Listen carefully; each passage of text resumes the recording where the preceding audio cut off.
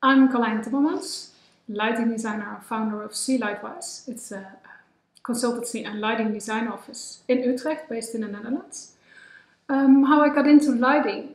Well, it's quite a funny story actually. I studied my bachelor's in interior architectural design. And that's where I learned a lot about materials, about spaciousness, arts, theater, but nothing about lighting.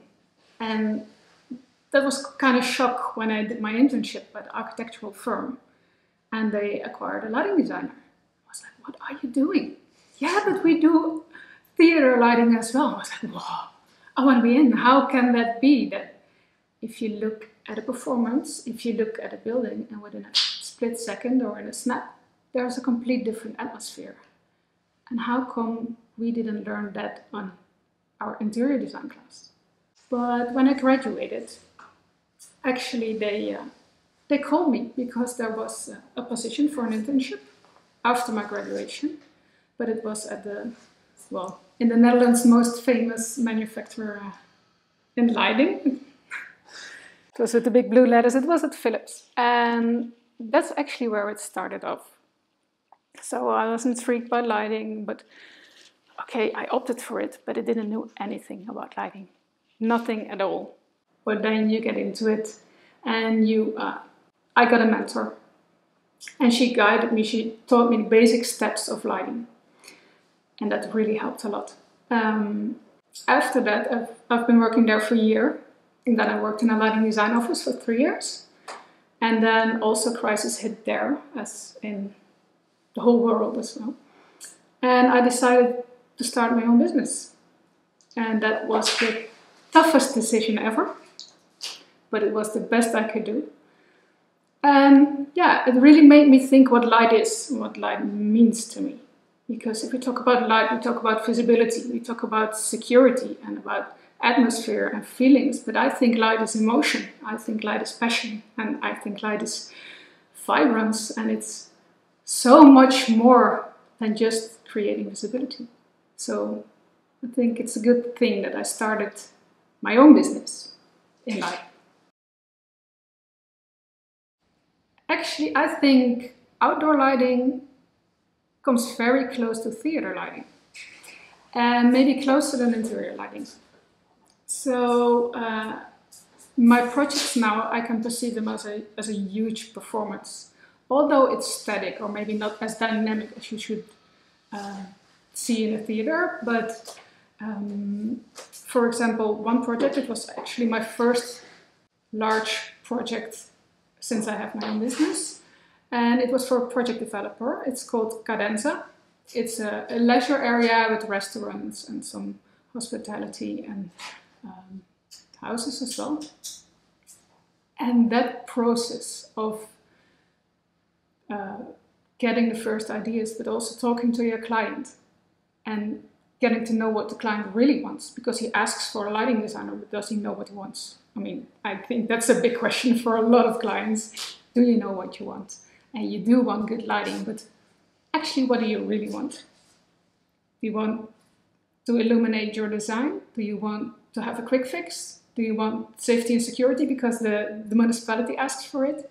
What do you really want? And we narrowed it down and we went to crazy ideas and came back to less crazy ideas because there's always a budget. And now it took about 3 years, the whole process. And I was like, wow, why does it take so long? I wasn't used to it because, yeah, smaller projects are, okay, maybe a year. Interior architecture, maybe 2 years. But then lighting for the urban area and how many different parties are involved. It's insane. But it's realized, partially. But then there's another lighting designer in the Netherlands that I collaborate quite a lot with. Richard Oud from Noorderlichtadvies en Vormgeving. And we recently did a lighting design for the market square and the shopping area of Zeist, which is a small city close to Utrecht. And also that is being realized at this moment. And it's really good to see that your ideas and your dreams and everything that you envisioned actually looks better than you expect it. So yeah, I think urban lighting, yeah, got me. Indeed, 80% of the input that we perceive is visual. And also, if you can imagine that you walk into a museum or a city or your own house, but being blindfolded, what do you experience and what do you see? What do you need? So coming back to that and taking off the blindfolds and start putting light. Where do you want to put light? What do you need to see? So we begin with the purely functional things, and then we can create more visibility. And I think that's really important that a lighting designer works for this. That's also important for our profession, that we perceive it that way. Not adding more and more and more because we can, but because it has a reason, and we can leave things in the dark because we can. The future of lighting technology is such a big topic, and human-centric lighting has been heard like all over the place the last 2 years, so to say. We're all talking about it. Like, we as lighting designers are talking about human-centric lighting. Our clients are talking about it because they heard, yeah, human-centric lighting is it. We don't know what it is, but we should have it. So lighting designer, if we ask you for a project, human-centered lighting. But are we on the same page? Do we really know what we're talking about? I really doubt it. I don't know. Because things are changing so rapidly with the development of light sources, energy sources. I'm wondering what the future holds for us. Yes, if I had an unlimited budget, oh, that would be great. Even if it's a little limited, but unlimited would be better, because I really like to do more research in light poverty. So the lack of light and the social impact in communities living off the grid or connected to an unreliable grid when you provide them with lighting. What happens? Is it we to them? No, we can't see it like that. So if we, with our knowledge about lighting, what light can do and what social impact it can evoke, try to implement it in different areas, we should leave all our biases behind and start looking again and researching and doing qualitative and quantitative research. But what does really happen? I mean, okay, it's very obvious that kerosene lighting isn't healthy. Is LED lighting healthy? Is solar-powered LED lighting healthy? Well, maybe you don't respirate the fumes and there are less burning accidents. But what does it more than safety and health? Does it stimulate the economy? Does it stimulate gender equality? Because women can work at night, men can work at night. What can we do with it? There is so much to learn and to see and to be researched. I really like this question. And I really like my first thought about it. I was like, yes, there is a project that I'm really proud of. And it was a visualization I did for an engineering company. It wasn't about the design, it wasn't about the end result, but it was my first project as being an entrepreneur. And I felt massively proud when I just got the project and I sent my offer, and without blinking their eyes, they said, okay, yes, you can do it. And I was like, shit, this is the moment that I should have charged more, because it was too easy. And then it took me 4 times longer than I expected, of course. But yeah, I did it. And yeah, the first project, that's something worth celebrating. So I did. And I think everybody should do with projects, celebrate it. Yeah. Yeah, the biggest challenge in my career is getting fired. And for that, to acknowledge that it's actually a good thing, well, that took quite some time and it was quite a challenge. But if it hadn't been for that boss to fire me, I would have never set up my own company. And then the next challenge evolved. It was being your own boss. wow. I mean, that's a huge challenge, and every day we face challenges, but to manage everything yourself, to be responsible for all the projects from beginning to end, to try to manage your time, try to manage your social life, try to manage your life and work and everything together. Yeah, that brings up some challenges. And now I can say, okay, I can't imagine being employed anymore. It's been tough. I mean, it's not easy to set up your own business, and it's not easy to put life into it.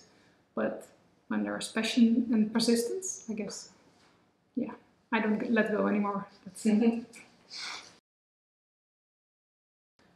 Yeah, the person in lighting who has been most influential is Ans van der Broek. She was my mentor when I started in lighting at Philips. She taught me the basics of lighting, and I remember her saying like, okay, Carlijn, now you're caught by the lighting virus and it will never let you go. Even if I did the street lights, highways and parking lots, I couldn't imagine that it was that interesting. It's like, who likes to do street lighting? Who likes to do the purely functional lighting? But it taught me so much. And indeed, I mean, the lighting virus is infectious and it won't let me go. And yeah, she really helped me a lot. Light is ever changing. And we're not talking only about daylight or about artificial light, but light in general. It's changing. And if you walk in nature, you see light change during the seasons. You see trees change during seasons, and light has a lot of effect to that. So it's natural light that keeps triggering me. And if you go out traveling, if you go to different countries and different continents, there's also daylight, and you perceive it in a different way, and people make use of light in a different way, also artificial light, and that keeps on triggering me, like, what's going to happen here? What's happening here? Looking at art, I mean, I think a lot of Dutch people will refer to the Dutch masters in the 17th century. Light is such an important topic in those paintings, and it's interesting because you hardly ever see the source of the light. But you see something coming up there, and you almost feel the atmosphere of the painting. So it's in art, it's in nature, it's talking to colleagues, talking to friends, watching movies about nothing, and then there's that bright moment like, okay, I'd rather be busy with lighting. So, yeah. Well, I was actually quite surprised that you mentioned that 50% of the profession was been taken up by women. I was like, 50%? Where are they?